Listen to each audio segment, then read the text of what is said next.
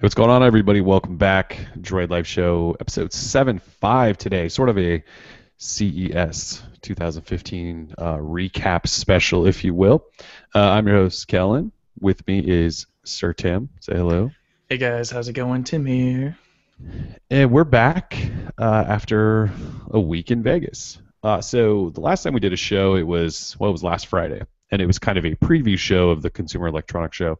I don't necessarily want to go over exactly what CES is again, but it's a giant show every second week in January in Vegas. Consumer Electronics Show, TVs, cars, washing machines, some mobile stuff, random weird accessories, wearables, fitness stuff, anything in tech or even semi-related to tech happens there. Some companies use it to lay out their product lineup for the year to come, basically. So, anyways, we go every year. We usually have a blast. Unfortunately, the last few years haven't been as mobile focused as they once were, but there's still some stuff that comes out of it. So we go and hang out and see what's happening. So we got in Sunday morning really early, and basically our schedule kicked off midday and went into the night with NVIDIA's press conference. Monday, we ran through official press day at CES, which is 45-minute slots from companies like LG and Samsung and Sony and Qualcomm, and they announced things.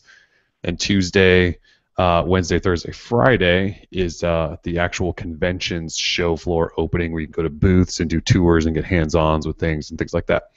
Tim and I were there Tuesday and Wednesday to do that stuff. And then we peace out every Thursday of CES. While there's some publications that are still there as we film this, there's just not usually enough cool stuff to last the whole week. We tried that early on, and it wasn't worth it. So we come back Thursday. So we're back and really excited to be back. If for anything, stable internet connection, which hopefully I'll say that now, right? And the stream that we're on will die or something. But yeah, stable internet. Anything else there about just sort of a overview of what CES was, Tim? No, that's about it. I think you hit the nail on the head. Yeah, so we do tons of walking, tons of standing in lines, tons of sitting on the floor. We don't eat or drink much until we're done working, and then things get weird at night, and it's a good time.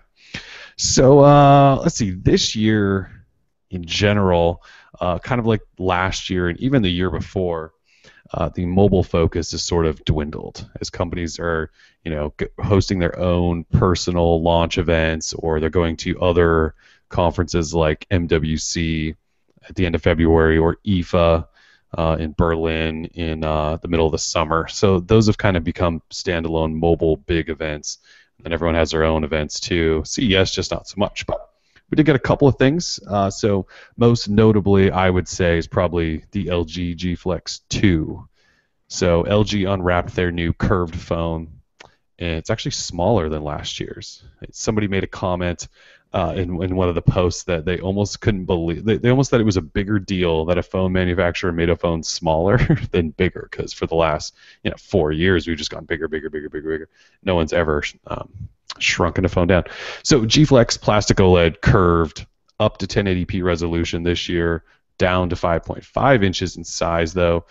It's slightly more curved than last year. The self-healing back is back. It's also one of the first phones to run a Snapdragon 810 64-bit processor, Adreno 430 GPU, 16 or 32 gigabytes of storage. There's different variants though. One that has 2 gig of RAM, one that has 3 gig of RAM, 13 megapixel OIS plus camera with laser autofocus. It's a really highly spec'd phone. In hand, Tim and I played with it for quite a while, did a video on it. It's a pretty cool feeling phone, and it's flexible. You can step on the thing and throw it on the ground and all sorts of stuff, and it should hold up. I wouldn't. Yeah, I mean, I probably wouldn't throw it on the ground, but you can flex it around and stuff. Sure. Uh, Self-healing back. Yeah, self-healing back is cool. Is back. Has a couple of cool colors, like the red. It's sort of this metallic-y. I don't even know how to describe it. But we held it in hand, and it feels awesome. It's super light. The camera, the feel in general, really cool phone. I can't wait to get one. The only problem we sort of noticed initially was that the software is super buggy and terrible. The phone's not supposed to be out for at least a couple of weeks maybe in Korea, and then just sometime in Q1 here in the US, but definitely needs some work. So what were your thoughts on the G Flex 2? I really liked it. It's definitely the first phone of 2015, clearly, which has impressed me, which is good. I mean, if it's like that the rest of 2015, then I'll be happy. Because I really like the original G Flex. I thought the idea of the curved phone and how it was really curved is great, and this one's even a little bit more curved. They kind of said it was like this 5.5 axis curve or whatever, and it feels really great in hand.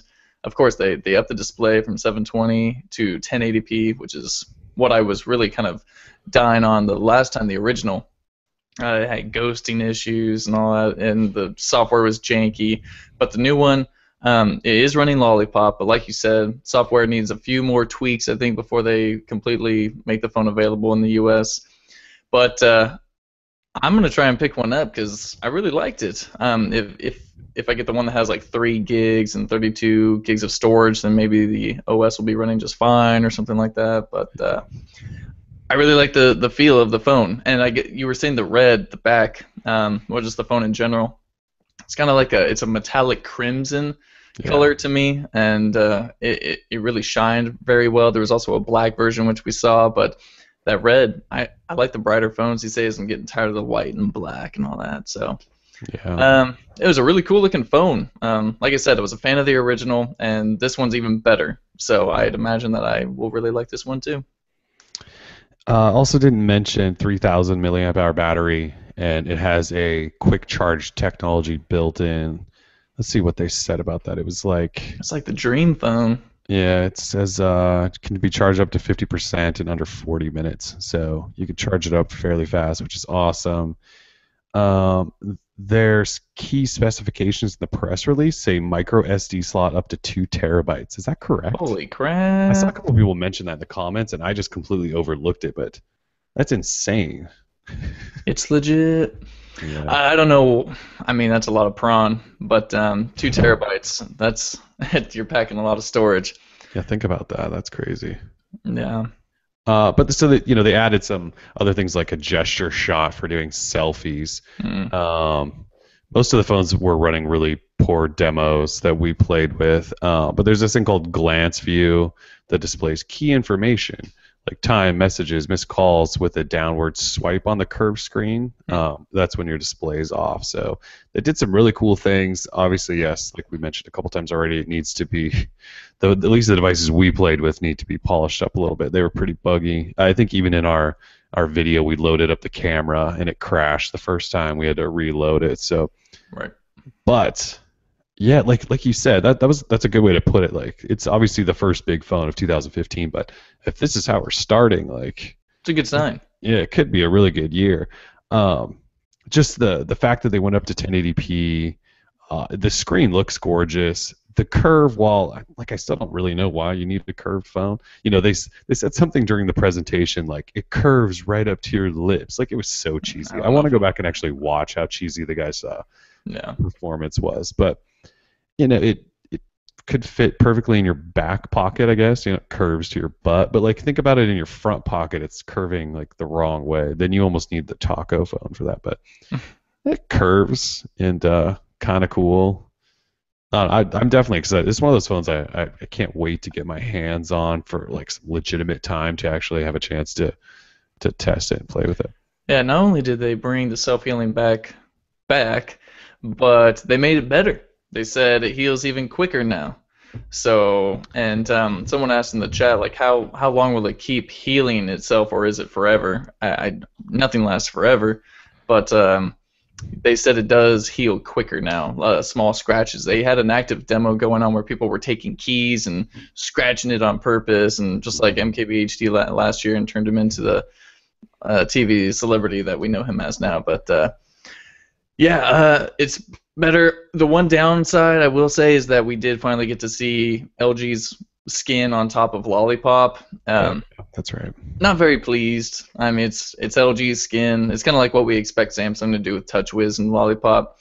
They didn't keep it stock Android for 1 second. It's all skinned, but hopefully the performance optimizations that Google built in the Lollipop will sort of translate, and will be able to be seen on LG skin. From what we saw, they didn't, but that's just because maybe there's a lot more software tweaks that need to be done. But like you said, I'm looking forward to the phone. What else can we say? I wish we didn't get to take one home, so maybe next month or later this month or something, we'll have more word on availability. Yeah, so it's got AT&T and Sprint is all we really know for sure, and Sprint said they're going to have it in Q1. AT&T didn't bother to say, so that could be end of this month, middle of next month. I hope it's not all the way into late March, but it is never know. Yeah. Either way, definitely the phone of the show, I would say. The only phone. Yeah, the only phone really worth talking about. So after we got done with the G Flex, we went over to Sony's booth to talk about a product that kind of stole most of the headlines. I don't know for good reasons. So Sony announced a new Walkman ZX2, I believe it's called, and it is for audio files. And basically, you throw your whole library on the thing, and it ups the quality, and it can hold I think it should be able to hold most people's music collections. It's big, it's thick, it's heavy, has a terrible screen, and it's running a really old, the most stable version of Android is what we were told, which is apparently 4.2.2. But maybe more importantly, it is going to be at least $1,000. It could be upwards of $1,200 or $1,300. So it's a Sony Walkman, runs Android. For audio files only, and it's at least $1,000. Our comments filled up quickly with people just going, "Are you kidding me?" And everyone else we talked to kind of said the same thing at the show. They just went, "Is Sony out of their minds?" But maybe they're not trying to mass produce this thing. It's really just an audio file thing. So I don't know. It's quite interesting. I was blown away when they said the price, of course, like everyone else, but. At the same time, I mean, trying to look on the bright side of life, if you get this thing and you have a kind of poor quality or low quality audio library that you kind of want to digitally up, then you can do it with this phone, essentially, and they'll make your library sound a little bit better. They have proprietary software that's able to, expand the range of frequencies to make your cymbals hit a little brighter and your basses thump a little harder, and who knows how legit that all is. It's kind of like when you put like Beats headphones on. It's like, whoa, it's so bassy. My low end is insane. But it's not very good. The device itself, I mean, it's running a QHD, little QHD, sub HD. So it's just not very good if you're going to be paying $1,000 and don't expect it to probably ever get an update. So because it's already running the most stable. Right. And Sony didn't, they wouldn't really tell us much on the specs. Right.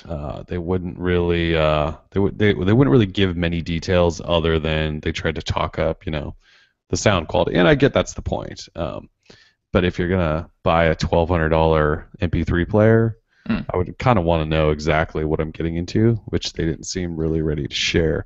And I don't know if did they tell us when this thing was coming out, or did they just say it's coming out at some point? Yeah, at some point. I don't have a date. Yeah, okay.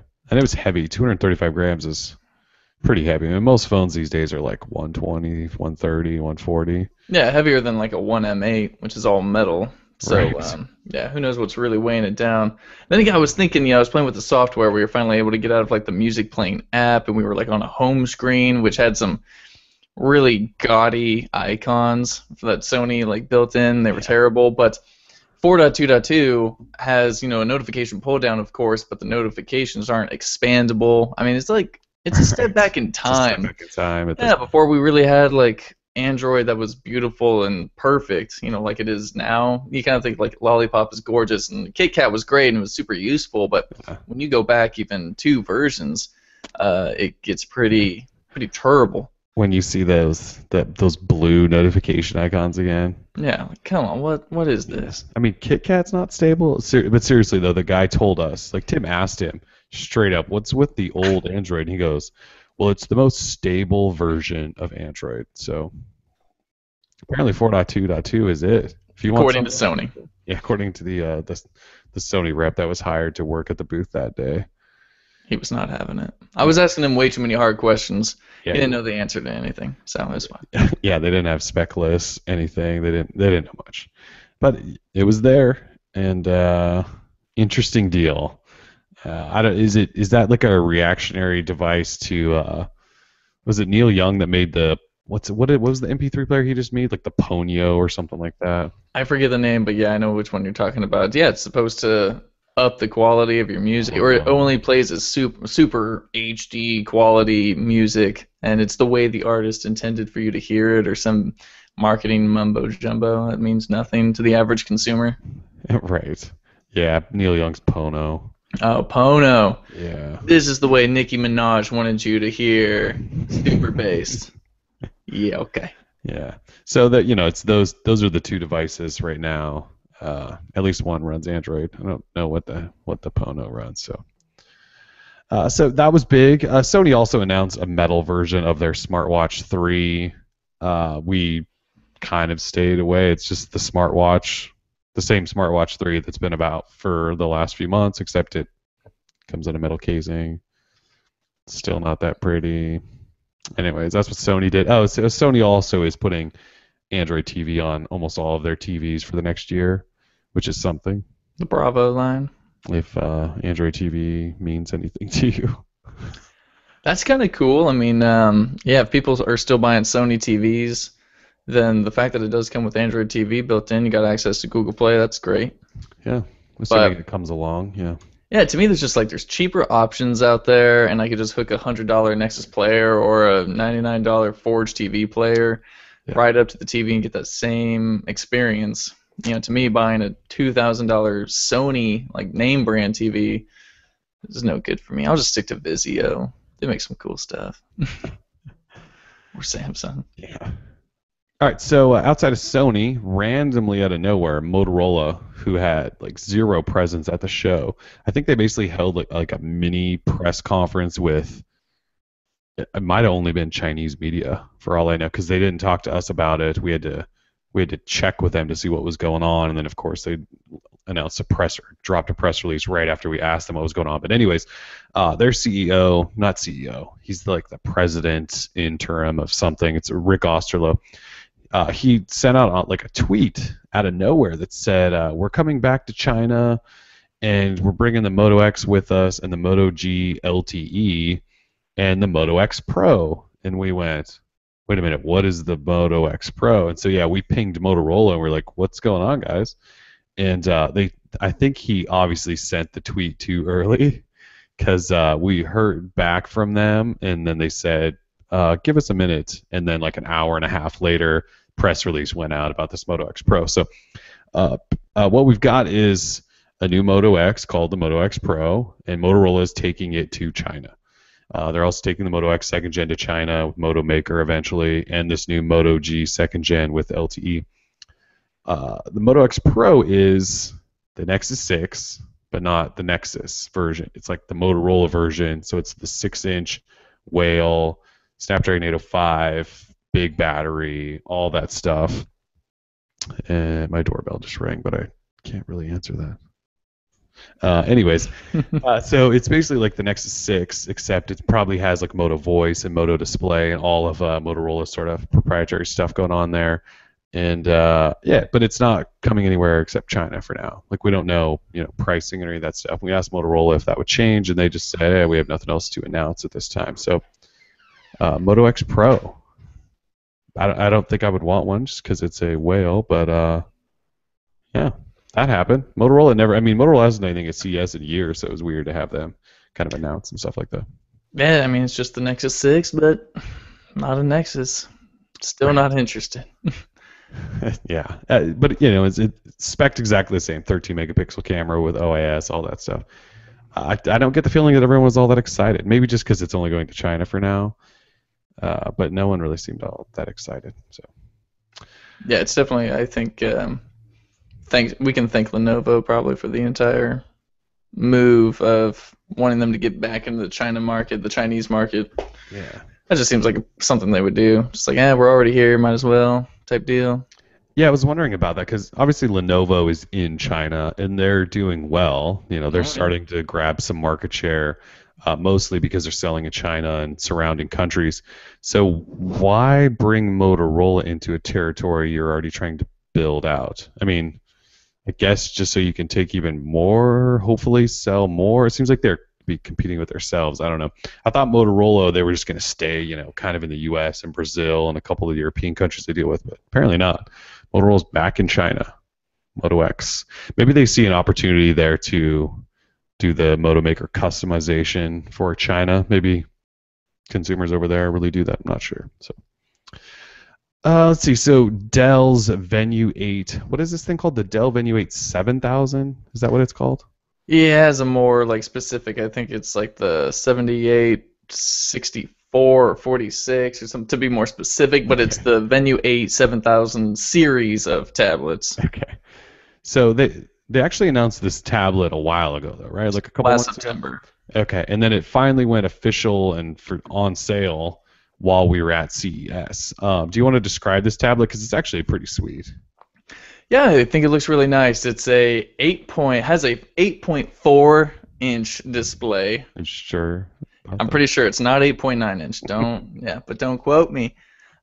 So the tablet has ultra thin bezels around the top side, but then the bottom has sort of a thicker bezel, and it has a speaker, and then as well on the rear side of that it has a camera, and the camera is 8 megapixels, but the um, Dell has been working with Intel to bring this super neat kind of 3D-esque type capability to the shooter, and it can sense depth and things like that. So think of it like an M8, except probably not a duo camera setup type deal.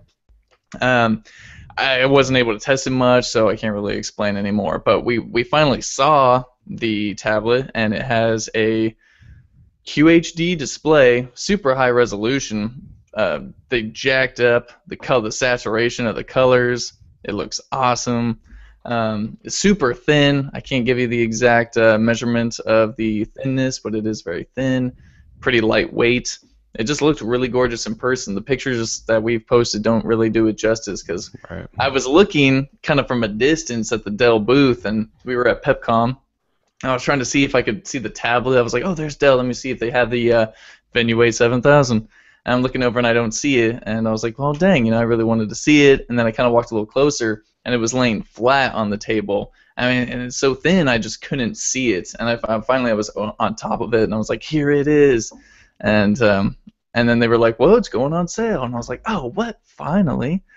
So now it's finally on sale. Only 16 gigs of storage. It does have a micro SD card slot, actually, which I learned later, thanks to our awesome readers. It's on sale for $399, excuse me, through Best Buy and Dell's own website. So $400, I don't know if it really brings the value for that. Sure, the display is awesome and all that, but when you compare it to like Shield tablet or something that has way more capability or something, sure, it's got the 1080p display, but still, I don't know if the value is there. Maybe if this tablet was priced at $299, so I could just see it flying, or maybe $249, then it's really flying. But Dell's never really been in a position to sell a device that just is insanely awesome. So this is the first tablet from Dell, not even tablet, but phone or anything, a computer that I've ever really wanted. Right. So good on them. We should have a review unit in very soon, and I'll definitely be doing a full review of it and letting everyone know how sweet it actually is. Yeah. This will be one of the first Intel powered devices that's actually looks nice too. Most of them are like low end, overseas, all the previous Intel stuff. So Right, yeah. It comes running stock Android. It is running KitKat 4.4.4. Not as stable as 4.2.2, but stable. And I think Dell did announce that they are bringing Lollipop as soon as they finish it up themselves. They're not waiting on Google. They're waiting on themselves to finish it. So yeah, hopefully. Because I think Dell in the past has not been that great with updates. pretty sure. Remembering that properly. So Yeah. if you're spending $400, you could get an X9 for $400, and that thing is going to get updates often. So Yeah. I wish the price on this thing would have been lower. I wish it would have been $299 or $249 or something. But it's cool. Although it does, to me, it does look a little bit awkward in terms of holding it. Like if you're not holding it in portrait, If Hmm. you go landscape, there's nowhere to put your thumb on the left side because there's like almost no bezel. It's kind of like that Aquas phone, Yeah. that sharp Aquas phone. So I don't know. Looks cool though. Yeah, we'll have one soon, so we'll give you guys some thoughts there. I dig the no bezels look. I think maybe after just a second of getting used to maybe how you need to position your fingers or something, it won't be so bad. But we'll see. Again, we really only spent 10 minutes with it. So, Yeah. yeah. Let's see. So, of course, I'm trying to pull up the story, and since we're doing database work on the site, it's not working. Razer announced an Android TV gaming box, basically called the Forge TV. I believe that's what it's called. It actually looks pretty awesome. It's only $100, right? Mm-hmm.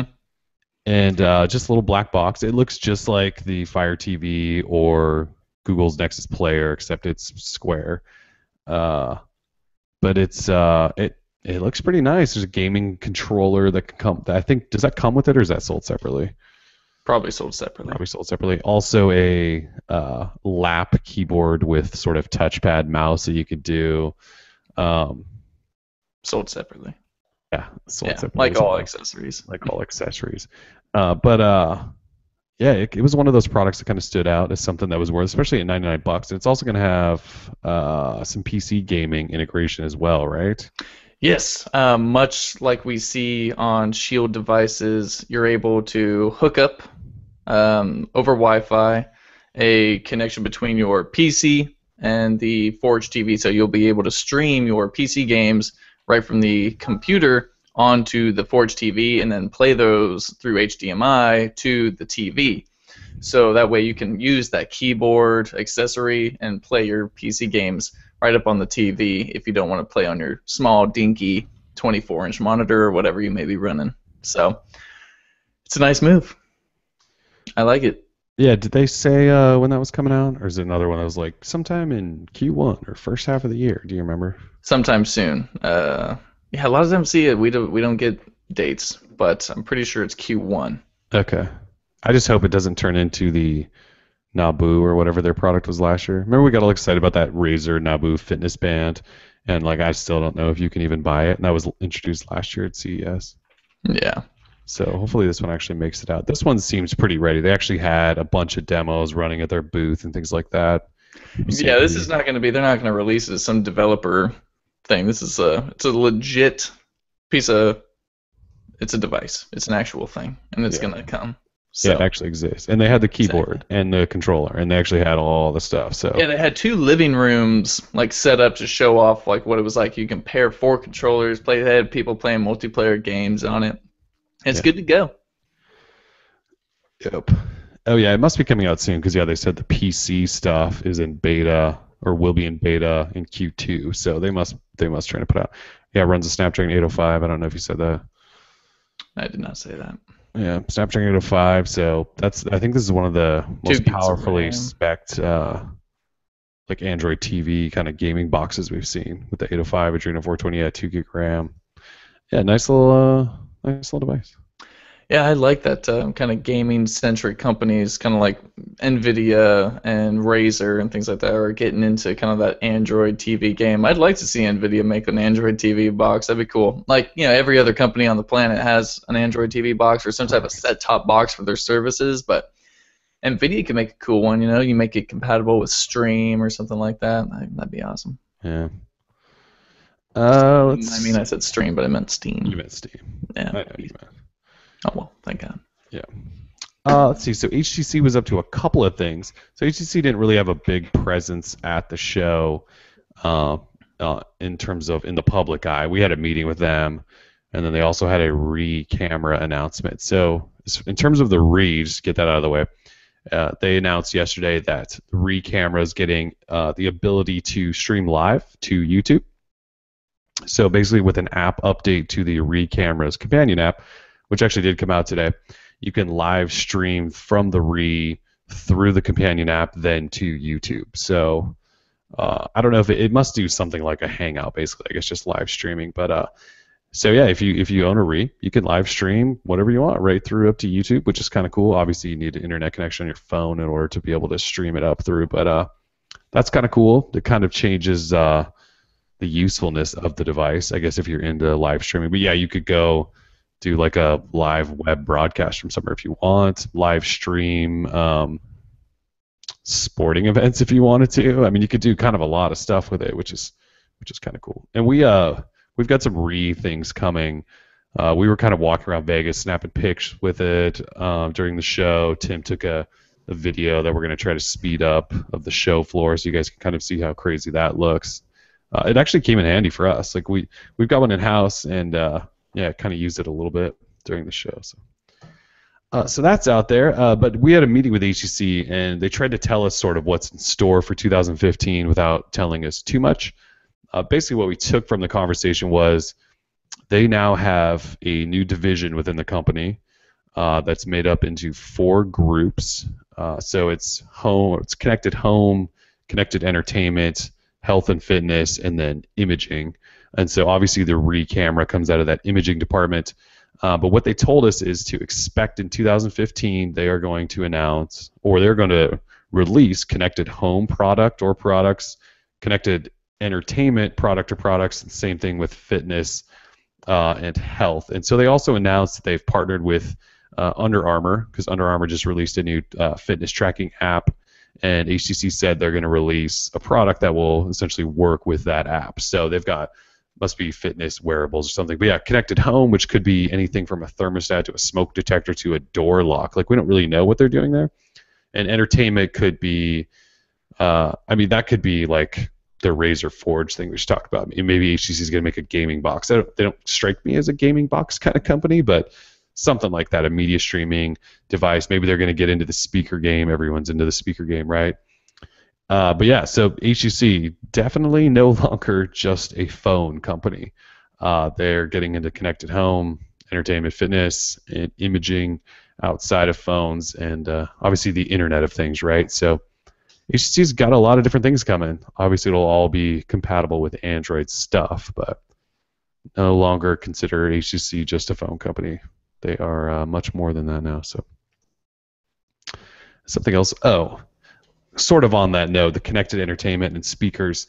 Google announced that Cast for audio is a new thing, and it was a CES announcement. So basically, speaker makers in the future can build in. I would imagine it's basically just a receiver or something like that, so that you can stream music through like a Cast interface on your device through speakers that have it built in. I believe they announced that LG, Sony, and was it Samsung, or it was LG, Sony, and Denon, I think we're jumping on that. So that's kind of cool. So outside of just streaming video and things through a Chromecast or a Nexus player or something, you'll soon be able to stream just music through your home speakers, which is kind of nice, expanding there. Let's see what else.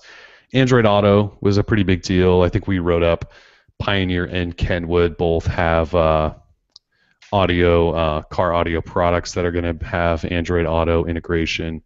Most of them are showing demos, not so much live stuff. There was a lot of talk about Android Auto, although as Tim and I were talking before the show, it still feels like we're really far away from it being a reality. So it's tough to like get excited about it until like you can buy a car that actually has it in, or you don't have to go buy like a third-party Kenwood, stereo in order to have it. But that was kind of a big part of CES. A lot of automobile stuff actually at CES. Like NVIDIA had a $500,000 super electric car. Yeah. NVIDIA really trolled us, I think, on Sunday night when, right at the start, they were like, yeah, well, Tegra 4 will, or Tegra K1, like, how about the next generation of it? Yeah. And and it's for cars. And at that, it was really upsetting. Not to say that the CES was a total bust, but it was definitely more TV focused, auto focused, all that stuff, and I just don't really get jazzed up over new Audis that are way out of my price range and $500K electric cars that are not going to be purchasable by me for a long time. So. Yeah, I forgot about NVIDIA. So NVIDIA opened the show on Sunday night with pretty much the first press event, and yeah, we had heard there wasn't going to be much for us to cover. But yeah, they start their presentation and they start off going, Last year we gave you Tegra K1, and this year we're giving you Tegra X1. And then we kind of both looked at each other like, wait a minute, they are giving us something. We got excited for about 10 seconds, and then they said, oh no, then they showed a demo. We were like, here's Unreal Engine demo, running it on a tablet. Look how awesome all this stuff is. And then we got excited again, and then they went, but we're only using this in cars. You just kind of go, that seems like such a waste. And so then they spent the next like hour and a half showing demos of their car technology, basically autonomous or auto driving, automobiles. Reading, it was seriously an hour and a half of a car camera reading street signs and recognizing people on bicycles versus cars, and then recognizing SUVs over sports cars. And I like the technology is fascinating. Don't get me wrong, just didn't really make for a great demo. It was kind of brutal. Yeah, it was very brutal. I think, well, we had to skip out a little early just because it was getting late, but We went did to the skip out. bathroom right after, and there was a couple people in there just like not feeling it. They're like, "What the heck was that?" But Yeah, you cool can't, stuff, not just every not. year can be awesome, That's true. so that's all right. Yeah, I mean, Maybe next year we'll get Shield Portable 2 or whatever 2. Who knows? yeah, I mean, what else did we see? So there was a story kind of buzzing around that LG had a secret unannounced smartwatch that they showed off at an Audi event to start a car, and Hmm. it's an LG watch running WebOS, and it looks okay, I guess. I don't know. It's just like that's the stuff people were getting excited about. Like people were running around trying to get like the inside story of the unannounced LG watch. Like, come on. Like that's where CES was this year. Outside of that, everyone talked about the Internet of Things. Hmm. We sat through a Samsung keynote that kicked off the opening of the convention, and that's all they talked about for an hour was the Internet of. I've heard people say the Internet of Things more than I ever cared to in my entire life. And don't get me wrong here, it's an awesome thing. They're connecting everything. Connect all the things, and that's where everything's going. Mobile devices are starting to mature in turn. Smartphones and tablets, and that ecosystem is maturing nicely. And so these companies are looking to take technology elsewhere.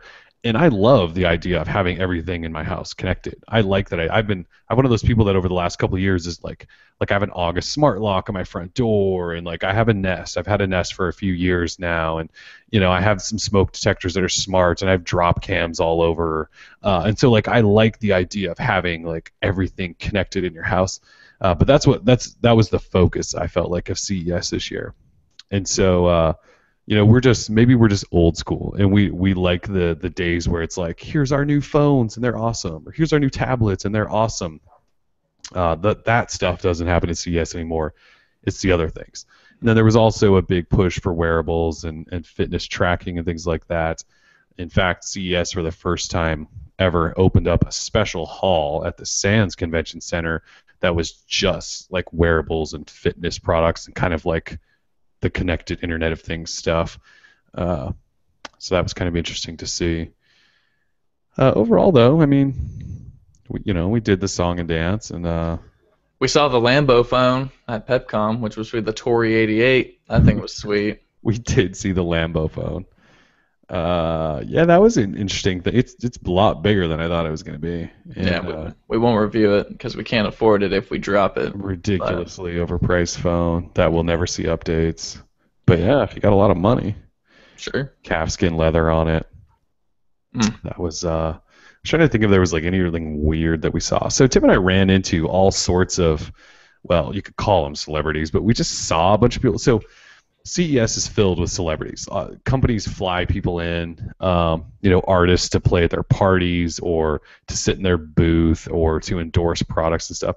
But we just ran into people like walking around. Like we were on a back side street walking away from the convention center, and Tim saw Sergey Brin walking around. Like he was wearing like a hoodie and jeans and like Google Glass with the glasses shade on, like just chilling, like walking down the street with some other people.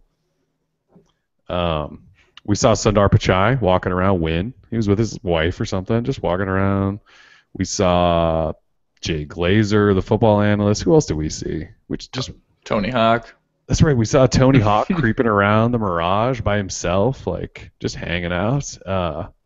Amber Rose. Amber Rose. Just yeah, not like at events. Like we just bumped into these people so Randomly. But yeah, so CES is over, and it is what it is. CES is still a big deal in the electronics industry. Just not a big deal in terms of mobile and what we typically do. Maybe next year we'll just go to CES and just decide to cover the connected life instead. We'll become Connected Droid Life, connected.droidlife.com or something for like a week, just so that we have something to do while we're there. Yeah, just become an Internet of Things site. Kind of rebrand for the week. Just rebrand to IoT for the week. Yeah, IoT. Yeah, but otherwise, now we're. I don't want to say I'm excited that CES is over with because we still had a fun time. We go out to eat and do that thing and have drinks and meet friends and hang out with industry people, and that's fun. But I'm excited now because that it's over. That means we get to start looking ahead, like to Mobile World Congress and the new HTC phone and whatever Samsung's doing with the Galaxy S6. LG's probably got a G4 or something on the way, although that might not be here till the summer. The G Flex will be in our hands soon. Sony will have a Xperia Z4. Like now that CES is over, those companies can all start like getting ready to do that. We can start hype beasting all that stuff. I don't know. Just now that CES is done, like I feel like we can move on with the year. Like it's such a big thing to start the year, and it takes so much time and energy. Now we can sort of get back to what we really like to do, which is covering phones and things like that. So MWC's right around the corner, so. Yeah, basically a month and a week or two away, so. Yeah, should be good. Yeah, that's right. That is that close, huh? It really is that close. Fun stuff. Nest Life. Yeah, we could become IoT-Life. Tim Cook is in our chat asking if I saw MKBHD. Unfortunately, I did not. He was a busy guy at CES apparently, although I only see him post like one video about TVs. But no, we did not see Marquez. He's so busy running around with Austin Duncan, the other YouTuber. Maybe next year. Probably see him at I/O or some other press event. He's a good guy. Yeah, you're right. We didn't see him. I figured I'd bump into him or something. Yeah, he didn't go to any press events just because I don't think there's really much for him to video there and stuff like that. I think he was just running around trying to get some. He loves shooting cars, so he went to that BMW tent and he was there, I think, the whole time. Yeah, lots of cool car stuff. CES. We just, we don't cover cars, so. Yeah. We have another question. If the G Flex 2 is glossy, and the answer is yes. Yeah. Glossy back, not matte. Definitely fingerprint magnet, which is kind of unfortunate. Yeah. That bugs me a little bit. Yeah, good point. Like, I really like that phone, but yeah. I know if I own that phone, I will spend every day just scrubbing it. Well, it scrubs itself. That's true. That's true. Yeah. I'm sure like the gloss probably partly has to do with the self-healing stuff, but it would have been nice if it was like a matte finish or something. Or was it the G3, right? It had that like look sort of like scratched almost looking backside that wasn't really super fingerprinty. Why couldn't they have done that? Yeah, I think I opened the Q&A earlier. Should we see if there's anything in there? Sure, that'd be great. We love questions. Well, maybe I didn't. It says features disabled. It's been a long day. We've been working on the website behind the scenes and had some things go wrong. So never mind. If you weren't able to access the website, don't worry. It's not just you. It's us too. Yeah, if you're having trouble accessing the site, there's a reason for that. Hopefully things will be better than ever though going forward. Exactly. We're trying to make it a tighter, more smooth experience for everyone involved. Yeah. And speaking of that, actually, last Friday, I believe, after we did the show, we pushed a slightly tweaked theme to the site. So if you didn't notice, feel free to go look. But a little more material-esque, cleaned up things. Definitely looks more modern without scaring you guys. Just looks nice overall. So yeah, if you haven't noticed yet, we definitely made some changes to the header. That and there's some little things here and there, but yeah, things look a lot nicer actually, much smoother as long as we get these back end issues worked out. You always have to break stuff to fix stuff. This is It's true. the unfortunate part of life. This is true. Let's see what else. You want to talk about anything else? It's kind of a CES recap. It's not the CES is just insanely boring or anything. It's just we just like phones. We like talking about phones. Or an Android blog, like there just really wasn't much Android news, and I won't apologize for that. But Yeah, and like there's wearables and there's connected things, have an app that you can work, but it's just not like that direct in-hand Android experience, you know what I mean? Like everyone's doing a wearable and a connected this or that, and yes, they have Android integration. It's not the same. It's like, playing with 10 different phones. Like I miss the days where we're running from booth to booth to get a hands-on with 6 different brand new phones that were announced and trying to figure out the differences between them all and which one's more awesome than that. Those days are just gone, unfortunately. I guess that's okay. That's depressing. Yeah. Tim Cook says, when did Droid Life go officially online? Well, I created the site at the end of 2009 and didn't know what it was going to turn into, and then it turned into something. So technically 5 years ago. Yeah, a little over 5 years ago. That's insane. It's kind of crazy to think we've been around that long. This was our 5th CES, which is kind of nuts. We're like old men in terms of CES. I already feel like an old man after this week in Vegas, man. Like a week in Vegas, the past few years, I'm 25 now, and I was feeling still young, sprightly. Like I could walk around and not like hurt. Man, second day, I was complaining to you, man, my feet are killing me. Like, what's going on? My back hurts. It just sucks. Yeah. It sucks getting old. Like, no offense to you, but I don't want to get older than what I am now. This is one of those years where I felt better than most years. Like my feet never really hurt. I didn't get too sore a couple of times just because when you're sitting and standing, but I actually felt okay this year. Not too bad. Well, lucky you. Something maybe it was just the air. I mean, Vegas is such a different town. We're living in Portland now, of course. We got out of the airport and we were like, breathe a big, puff of fresh air. But it's just a different animal down there. It is. It's crazy. Crazy time. Takes a toll on the body. It definitely does. 5 days, and some of these publications get in at like Friday and Saturday before, and they're leaving today, tomorrow. That's just way too long for any human to be in Las Vegas. We spent 5 days there. That's enough. Yeah, sure.